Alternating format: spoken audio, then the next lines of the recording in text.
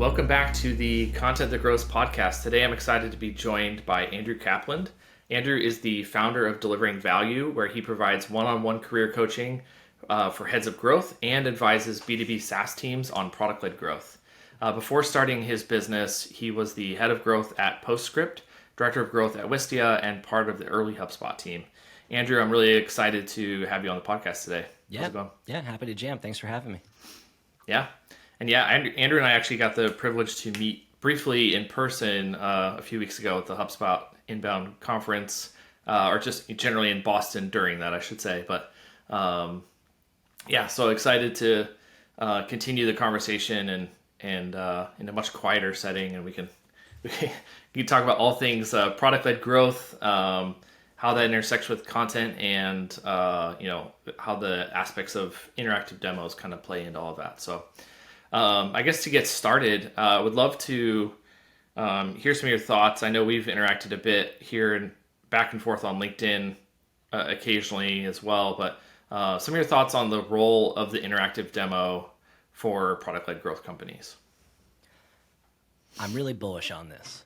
And obviously any tactic or any playbook should be approached with skepticism and with caution. And this is one that, truthfully, I kind of stumbled into.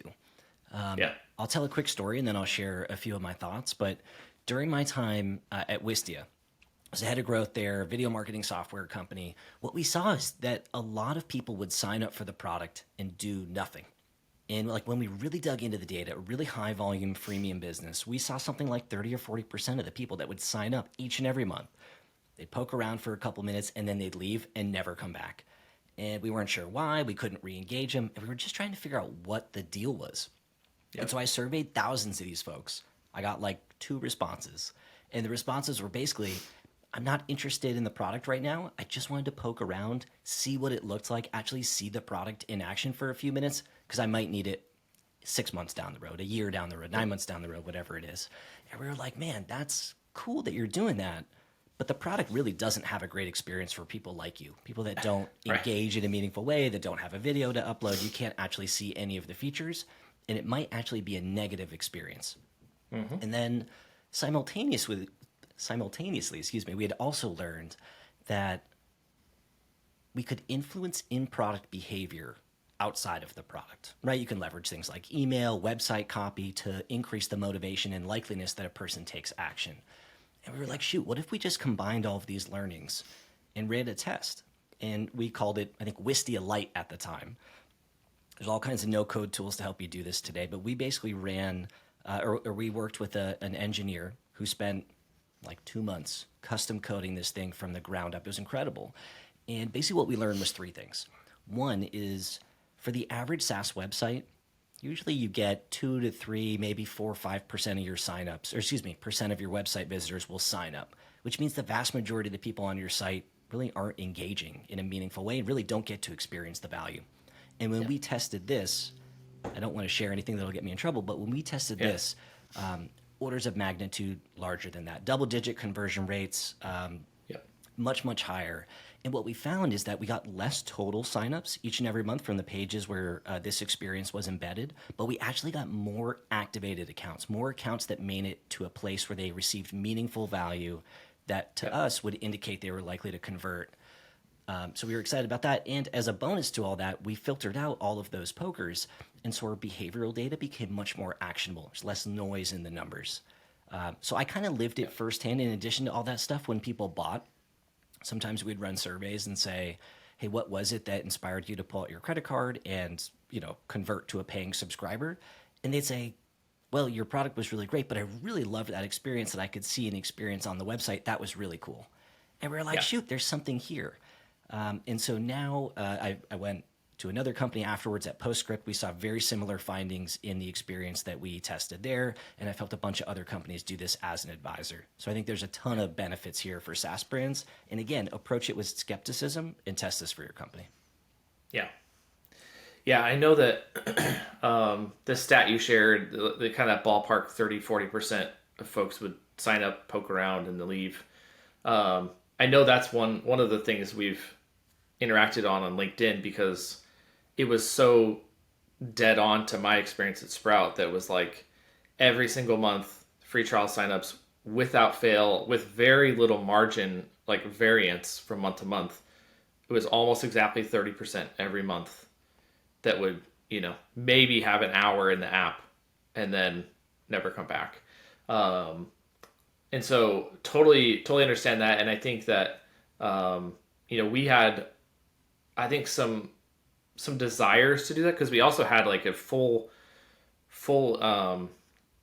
like if you log into a Sprout or a tool like that, like if you don't actually connect your social accounts and pull everything in and like engage with people, like you're definitely not experiencing that. And that's definitely a hard thing to do in an interactive way when you actually have to like API content in. But we were trying to figure out how to do that because we had already created a full built out, with like content and engagement and reporting, all that stuff. We had a demo account that our AEs used.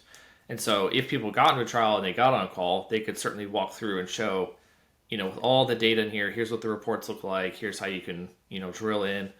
But so we had interests in how to like make that accessible, but at the time didn't have a great way to do that. But I think we also just sort of saw the potential there where it was like you could do that. And I think at the same time, we were an early customer of Optimizely, the A/B testing tool.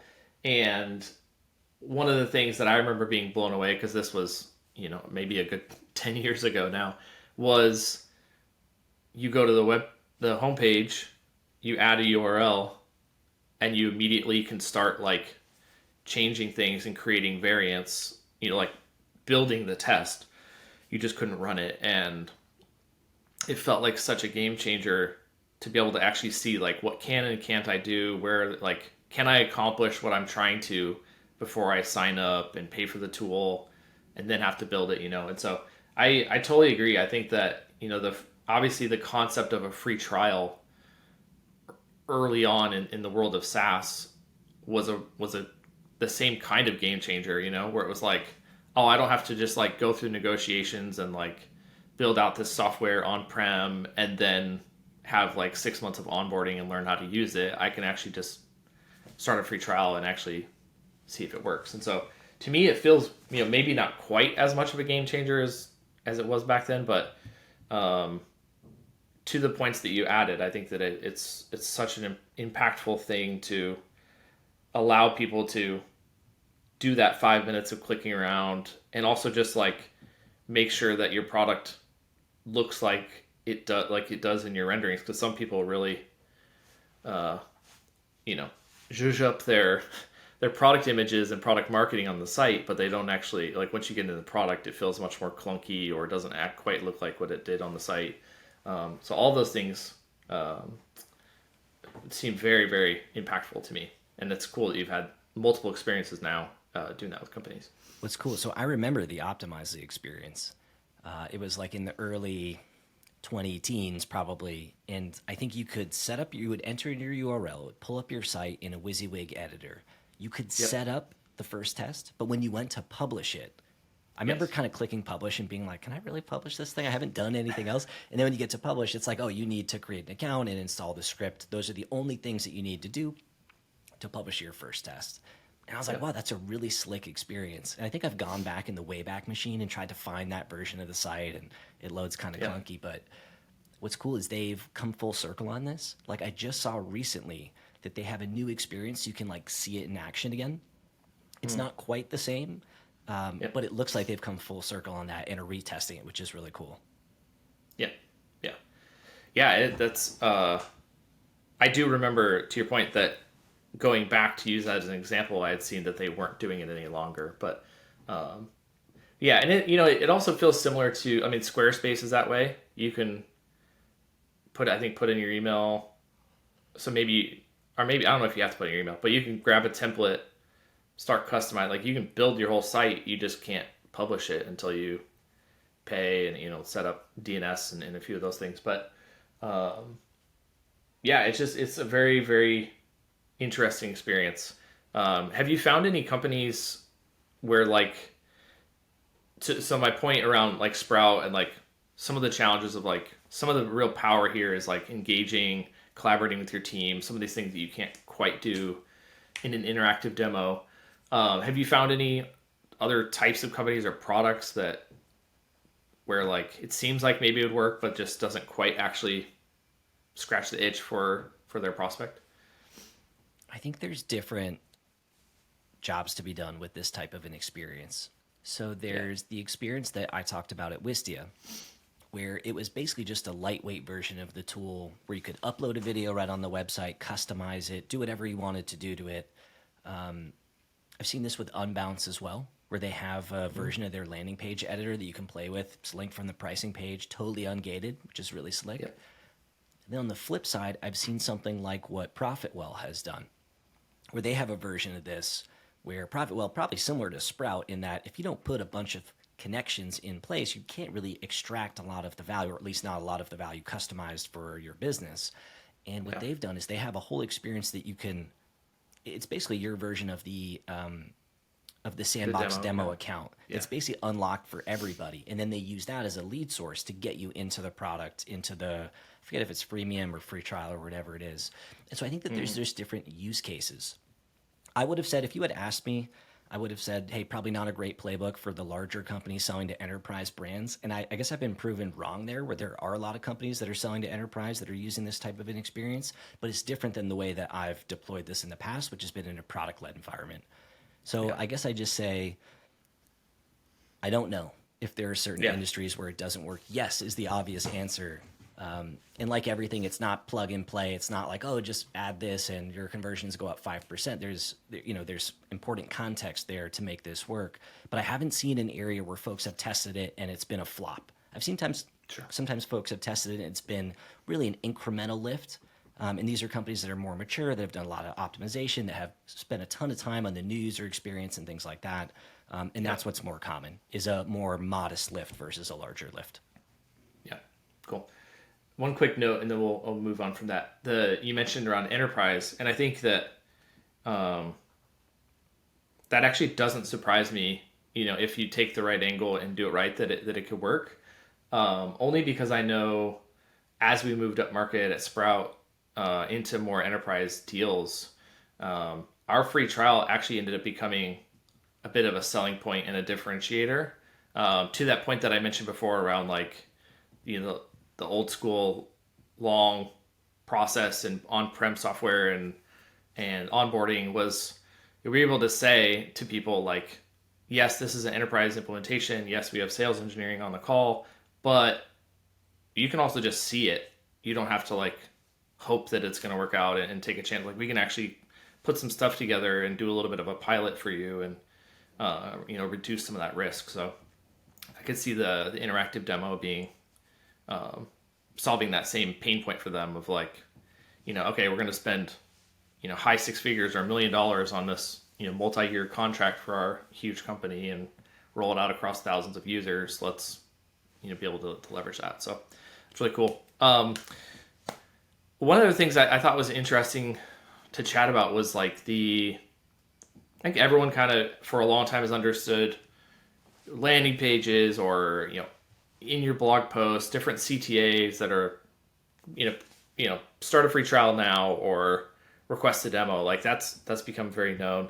Have you seen or experienced any interesting ways that are unique that you're able to kind of take prospects from some sort of content type or marketing activity and move them into the interactive demo in a way that's not just try the interactive demo, but I don't know. I'm just kind of curious if there's ways that you've been able to tie them directly into, you said mention jobs to be done, something they're reading about and then doing it, anything like that. I think would be really interesting to chat about. What comes to mind is what Pendo has done. Pendo has this really cool experience. So Pendo, for anyone listening, an in-app engagement and optimization tool. Well, part of what they do. I think they also have a bunch of in-product analytics and NPS stuff and other things. Yeah. But what really impressed me, I bought Pendo as a head of growth at Postscript. And when I was going through the process, I think I signed up. And the first thing they did is they said, hey, how would you like to explore Pendo? Do you want to connect your site and start playing with it live, basically in a sandbox, or would you like to see it in action using our templates or dummy data? And I was like, oh, I think I'd like to see it in action using your data because I don't really know. I've never used the product. I don't really know the boundaries Yeah. and limitations and what I can do or what I should do. And I thought that that was really smart.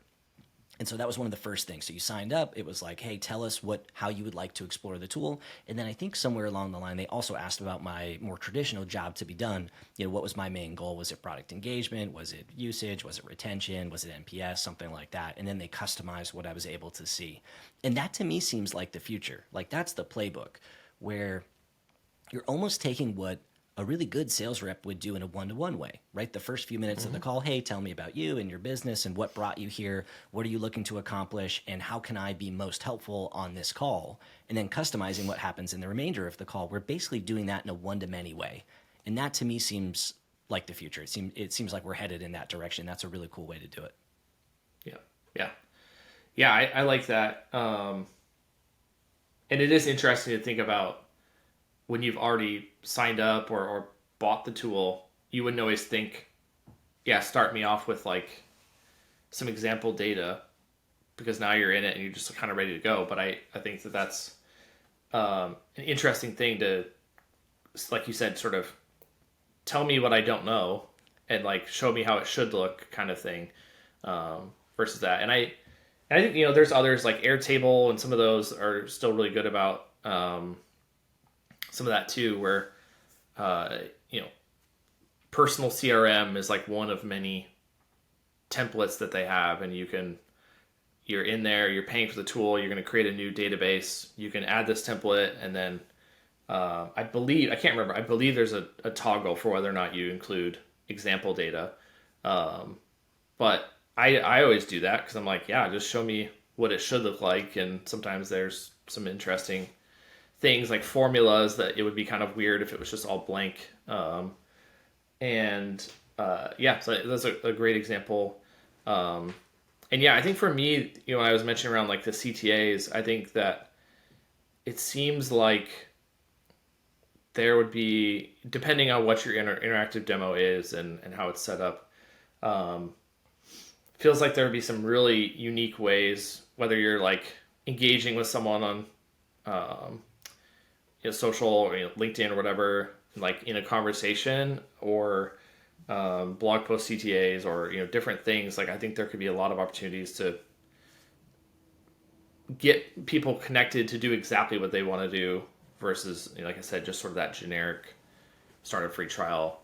Because the other thing we didn't talk about with the interactive demo, and I would, I guess, love your input on this too, is just I've seen with a number of companies when like switching cost is a bit higher or even just more complicated, not necessarily a higher cost. There are a lot of buyers who will not even start the trial until they've pretty much made their decision. Because I think what I've experienced is they then wanted, so like project management, you're going to move your whole project management for your company over to something else. Customer service is another, where the free trial ends up being like this time where you have to not pay, but like get all of your stuff in order. Right. Company wikis, like another one of those intranet. Yes. Yeah. So the not to pull us all the way back into the interactive demo conversation, but I do think it's another factor for sure is when you start to understand the dynamics of why people are starting the trial and when they're starting the trial.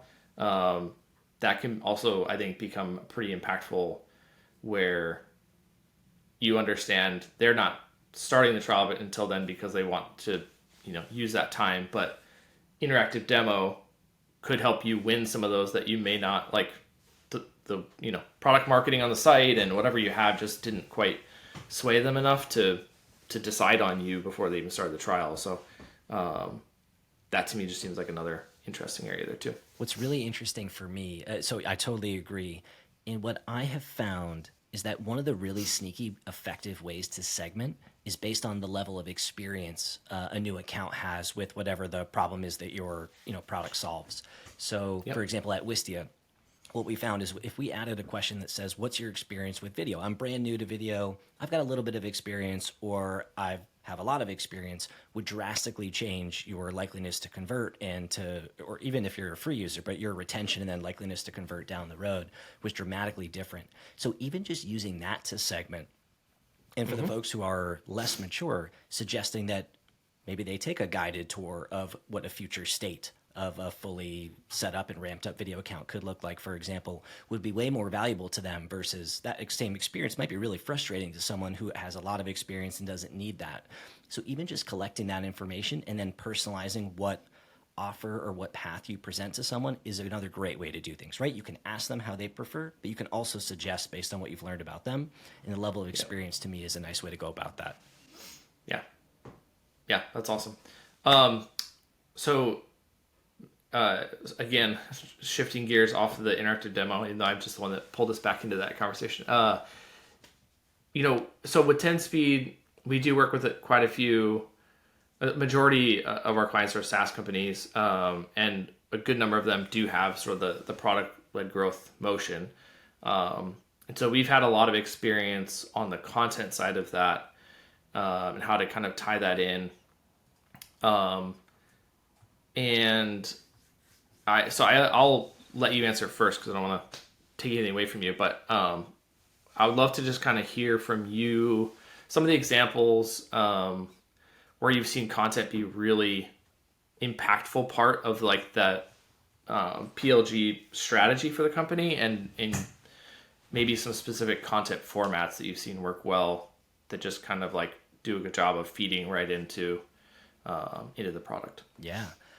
So I'll share the last couple companies that I've worked at because I think that those are really interesting examples. So if I go back to my time at Wistia, really product-led growth before we had the term product-led growth. It was just a big company with a lot of customers and no sales team. And there was some number of people who basically did e-commerce for the company. I was one of those people. And content was the growth engine, brand and content. And so they were really, I mean, obviously video is a huge part of our marketing and video SEO in the early days. But in the later days when I was there, they were really big on video series. So taking probably what we're doing here, where you take content, not just the audio version as a podcast, but the video version as well, to create binge-worthy content. And during my time there, they made this 3-part documentary. We published it on Amazon Prime. We had a big release party for it. And that sort of started what became series and branded series as a content feeder to fuel people into the product-led offering. So that was really interesting. And then during my time at Postscript, which is a text message marketing app for Shopify brands, we took content. So the big challenge at Postscript was that text message marketing was really early. It was in its infancy. And although e-commerce brands were really excited about it, none of them really knew what good text message marketing looked like. They just knew it probably wasn't the same as email, and it might not be as casual as like texting your college friend group or whatever, but they weren't sure what that good looked like. And so our team basically compiled a ton of examples, and they made branded microsites. SMS-templates.com was one of them, where it was literally just a microsite that was lightly branded by Postscript, and it was basically presenting a ton of examples of what good looked like with these different filters. Here's an example of a subscription conversion campaign, a retention offer, a cross-sell campaign, a new customer welcome series, et cetera, et cetera. And you could download examples of some of these campaigns in the wild, and you could actually use that download and import it right into Postscript down the road. So it literally became a content offer that you could then use inside of the product. And even if you didn't use our product, it was lightly branded by our company. And that I thought was a really savvy play in the PLG space. Yeah, that's great. Yeah, the templates is a huge thing that we love. Like whether it's I'd say it's probably 50-50 for the PLG companies we work with. Some already have templates, and then we can kind of work with them to like optimize around that better, build more content that points to the templates. And then, the other half are typically interested in, like, we haven't built it yet, but we want to build out a template library, and we want you to help us build it. And so, those just continue to be conversion machines for the exact reason that you're saying. It's like you are like someone is problem aware and they're searching and you're saying, I understand your problem. I have a template that's going to fix this for you. And look, you just click this button and it'll open it up right in our product and start your trial or, create your free account or whatever. And so that is definitely one on my list that I was going to mention. Is just the templates are huge. That's interesting, with PostScript to kind of go that like microsite route and actually make it open to just even more people than specifically going right into your product, which I think then just probably gives it a lot more reach. So that's a really interesting way or kind of a twist on that. And then, I think, for us beyond that, it's a lot of certainly the like product-led content, like really understanding bottom of funnel here again, sort of here's the challenge someone has, whether it's that they want to integrate two platforms or, that kind of stuff. And then, blog content that just really speaks to that, has a lot of product screenshots, like guides them through that and ultimately kind of ends with, you should just do this in our tool. So those I think work well. And then certainly we love the,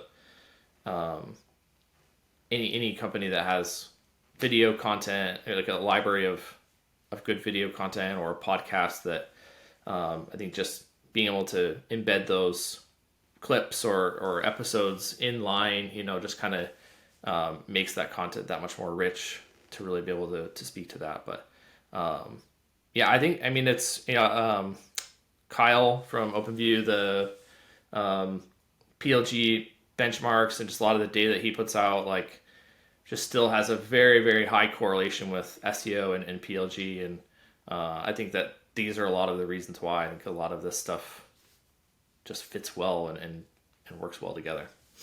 Yeah, and if you look at an extreme example of this winning in the wild, Canva, right? Canva is the case study in how to use templates to grow. Like thousands, maybe hundreds of thousands, I don't know. But they actually do everything that we've talked about really well today. So if you Google any type of template, I don't know, design template that has a star in it or whatever, they're going to show up in the top one or two spots.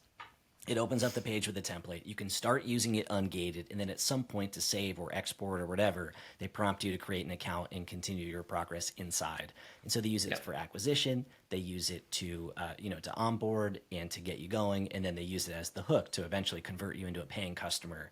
And I just think that that's a masterclass in what this can look like at scale. Mm-hmm. I agree, and I think to that point, like the Canva is really good about, because like I think a lot of people don't appreciate you've talked a good amount today, even just like you haven't necessarily said the word activation a lot, but like you've talked about a lot of really good learnings and concepts around activation and the importance of that and doing it well and paying attention to it.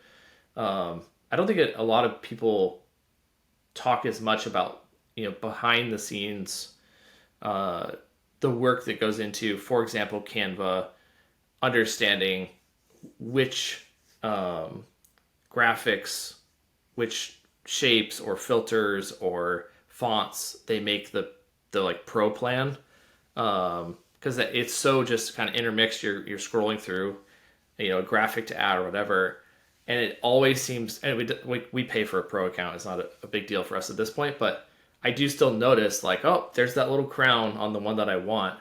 And it just so happens to be like a really good one that fits perfectly. And so I think there's all these, like, they just have these really subtle hooks in there. And the other example there is HubSpot, so they're, the freemium products that they have at this point. And even for us, we started out on like the startup package, super cheap to kind of get base level, the full platform. And it's, there have been times where I'll build out this automation and kind of get it all set. And then I'm like, oh, now I'm going to have it do this as the final step. And it's like, oh, this isn't in your plan. And I love it because I know that they have studied it and known exactly like, this is ultimately the point that would like they really want to do this, and there's this sort of use case or jobs to be done, and so they will pay to upgrade. And then I hate it because I'm like, a customer, and I'm like, but I don't want to pay. But you did it so brilliantly. So those are two examples, I think, to your point on Canva and some of the like upgrade stuff that I think there's just so much craft and examples you can look to and how they figured out how to just really pinpoint the thing that will actually push you into pro. Definitely. And the bigger you get, the more data you have and the more testing that you can do to get to that point. It's like we see the finished product and we think, oh, this is so amazing. They must have figured this all out, but it took them I worked there in 2011. They didn't even have PLG yet. And so, the company has just evolved and have had the benefit of having a ton of data and quick feedback loops. And that's really the playbook in my mind to get to those answers is, to continue on, to get some volume where you can test stuff, and then to kind of follow the data and to try things a few different ways. And then you can kind of figure out where it makes sense to draw the line. Yeah, exactly. All right. And so, I think because you've done so much advising with companies, and then obviously you're unique in that you also are doing a lot of the one-on-one coaching. So even if you're not like fully involved in the advising standpoint, you're just hearing a lot of challenges or the details of how companies are doing PLG. And so I guess to set up this question, I'll just reiterate, or for anyone who's maybe a little bit less familiar, I think we're both taking or making these. What am I trying to say? We're taking for granted that we both already understand like PLG is not like a feature or a tactic. It is the entire go-to-market motion and sort of involves the company embracing it that way. So, I guess knowing that and thinking about PLG as the go-to-market motion, like what are some of the common mistakes you see companies making? That's the big one. The big one is that, it's something that the marketing team can own in a silo using third-party tools or something like that. That's probably the number one mistake that I see. And it's sort of like a side project and not the core operating system. And to your point, it's a go-to-market strategy at the company level. And look, it's called product-led growth. Like it doesn't work without product resources, dedicated resources to make product changes, to use the product as the go-to-market tool. And that means making changes to the product experience sometimes. And not just leveraging third-party tools and kind of duct taping things on top of the existing experience, but really revisiting the experience from the ground up. And so it doesn't work without product resources and investment along with the buy-in and alignment from the other teams. Sales, if there is one, customer success, marketing. And it needs dedicated cross-functional ownership and accountability to really be successful. So the biggest mistake that I see is someone on the executive team says, I think we should do this. The other executives say, okay, who should own it? They pick someone on the marketing side thinking it's an acquisition tool, and they totally miss on the conversion part of it. So that's what I see often, unfortunately. Sorry to kind of take that answer out from under you. No, it's good. I can share some really tactical stuff, but like that's the root cause of it all, is that it just doesn't have buy-in and alignment at the high level. And it has siloed ownership, and it just can't be successful that way. So assuming a company is approaching it the right way, the company's bought in, it's working across departments. Are there a couple common mistakes you're seeing then? Like even if they are doing that core thing right, it's just still things that you're running into? Yeah, I think the two areas where I see folks struggle is what type of offer makes the most sense for our business? Is it a free plan or a free trial? And then how do I balance my sales team with this self-service thing? Those are the two biggest areas that I see challenges with, that not necessarily companies make mistakes, but that it just takes them a while to figure out, and they're always trying to shortcut. And so especially in the early days when you don't have enough data to like really test and optimize, it's sort of the guess and check. Or what I typically advocate for, guess and then get a ton of qualitative feedback and see if you can de-risk. And that's usually the playbook that I recommend, is to do some mock-ups both ways, to get some qualitative feedback to see if you can fine-tune the system that way before you just release it into the wild. Yeah. Yeah, the sales one for sure resonates in one that I've seen a lot. And just, I mean, I think I probably spent half of my time, like, VP of acquisition marketing at Sprout at the, tail end of my time. I think half of my time was spent like working directly with sales ops because I mean, we just had such a massive amount of signups coming through, large number of AEs, like, and that was a huge, huge thing that was like, there's so much more to keep getting out of by understanding self-serve versus which ones need the AE touch and like, how should that look? Where does marketing step off? Like, all of these uh, handoffs and interchanges and detailed data points, like all of that, I think is something that I've definitely seen a lot of for sure. It's hard. It's hard to get it right. It's like one of the main things that I'll work on with folks as an advisor is to figure out what does your model look like when it's fully ramped up? What percentage should go to the sales team? When should it go to the sales team? Is it at the moment they sign up? Is it later? How do you balance those two? And really to be making sure that you're not just switching dollars from your self-service pocket to your sales-led pocket and that you're growing the total pool over time. Like that's the fear. Yeah. Yeah.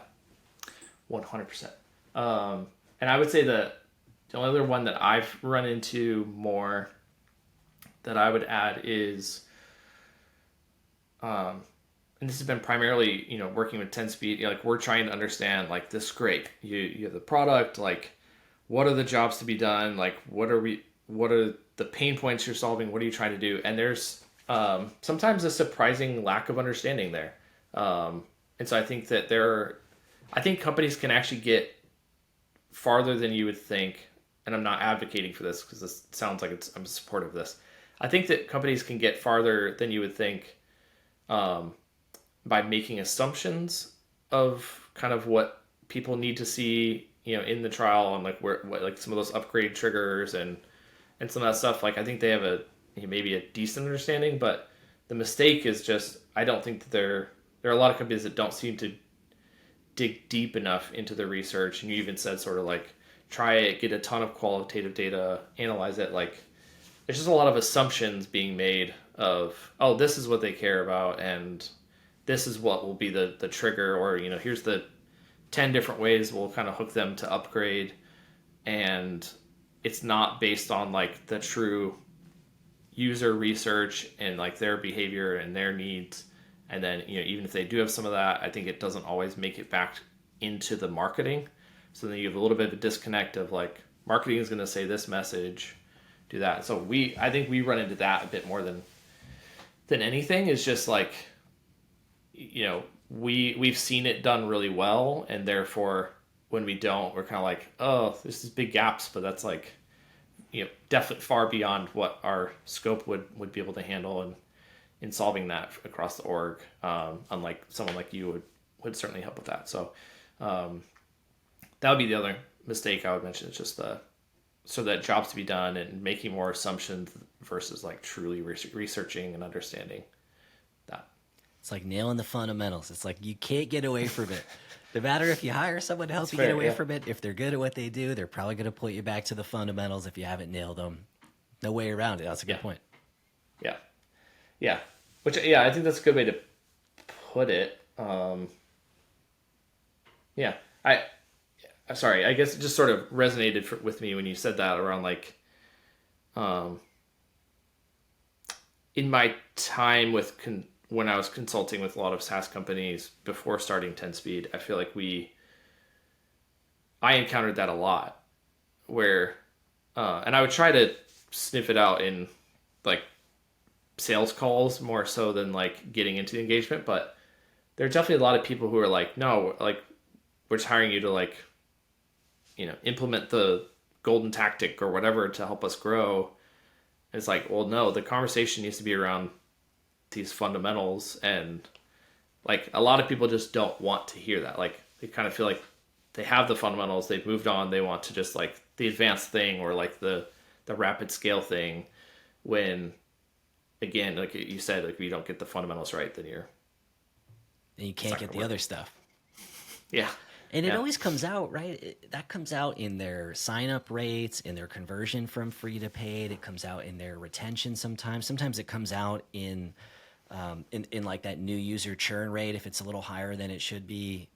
It always comes out. And so to me, I always kind of point them back to the data. And I'm like, look, even in my onboarding process as an advisor, I'll usually ask, why do folks buy? What stops them from buying? What's the number one reason that folks don't convert? And if they don't know those answers, it's part of the process is like, let's go figure those out because we need those, or else you're leaving money and signups on the table.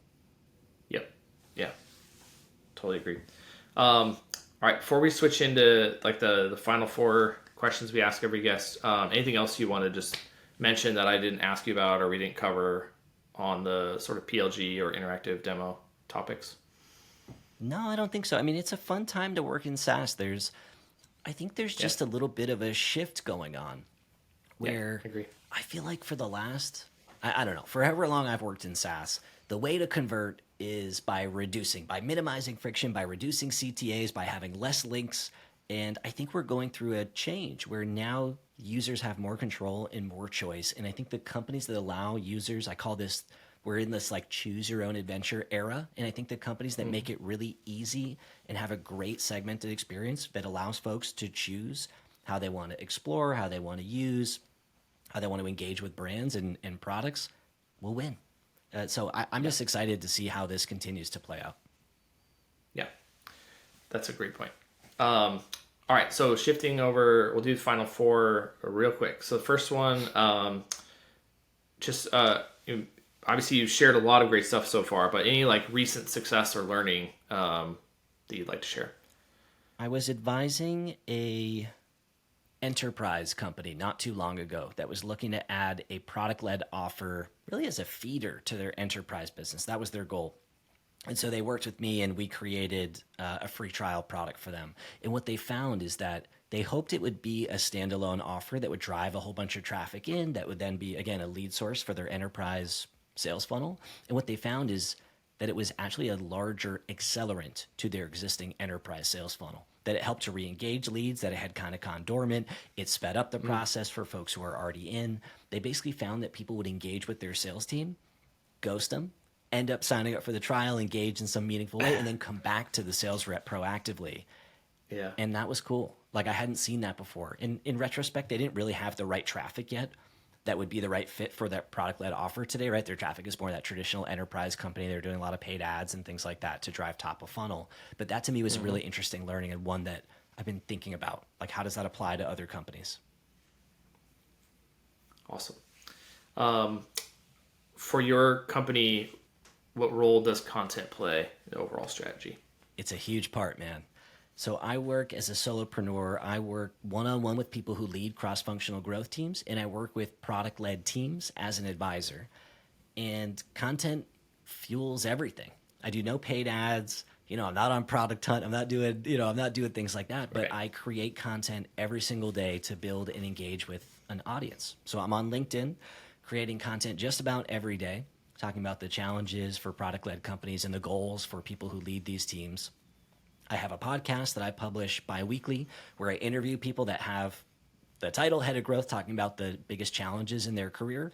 And I'm emailing my list twice a month to share at scale and to go a little bit deeper. So content, like when I ask folks who reach out that are interested in working with me, how did you first hear about me? 80% say through my content, and the other 20% are through referrals or my network or whatever. So it's huge. Yeah. Awesome.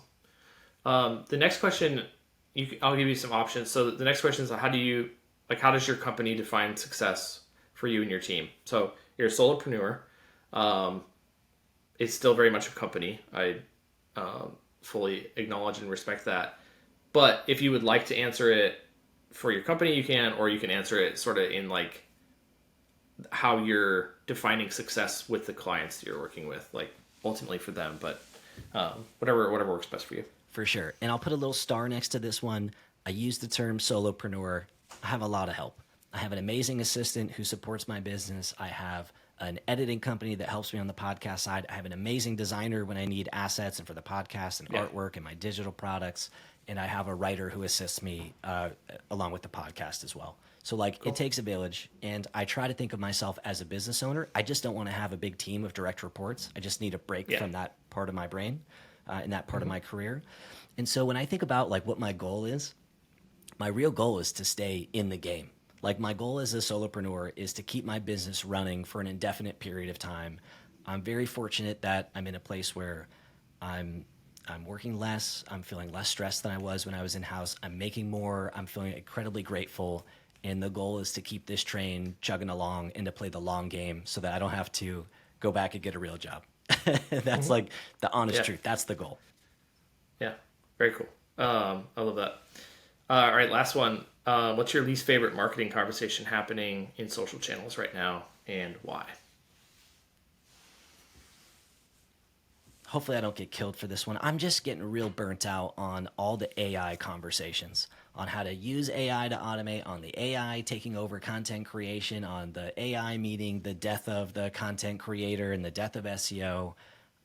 I'm just burnt out on it. So that's my least favorite conversation that's going on right now. I feel like it gets a lot of clicks because nobody has clarity. And so I feel like everyone's trying to fill this clarity void with more information, and the more information really doesn't address the clarity. It just has different theories and tactical things that you can do. Yeah. And so I can't click on that stuff anymore. Yeah. I don't think you'll get killed for it. I think that by far has the highest. That's the number one response. Is that okay? We've That gotten makes from me guests. feel better. And the AI comments too. Like, so I'm on LinkedIn every day at this point, and I'm starting to see a lot more comments that you can tell are not written by humans. And that just really bums me out. Yep. Yeah.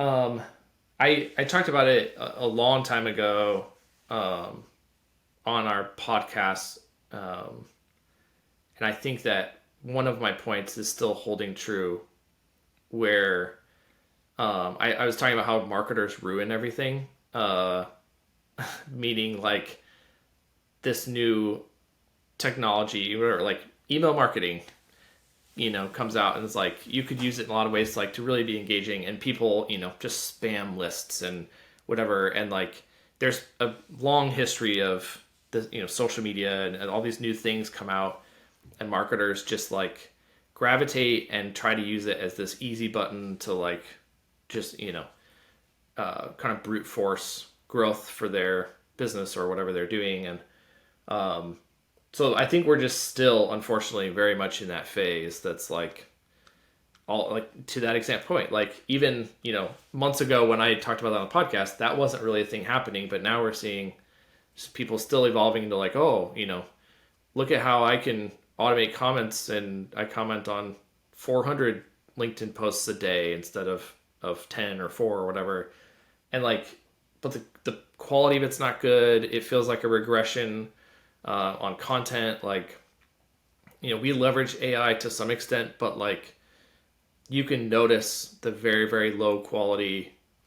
I just, dropped it in AI, it spit it out in 15 seconds and I published it. Like, right. I didn't so much change it. I didn't build off of it. I just published it. Yeah, you can definitely tell. Yeah. So that to me just feels like a continuous regression at this point. And I think that it's just going to be not to spend a ton of time on this on your quick answer, but I do think that there's a long arc for AI, I think, versus maybe some of the fuss around crypto and NFTs and some of that. I do think there's some pretty impactful stuff longer term. It's just not going to be the quick, flashy, sexy things that everyone wants it to be right now.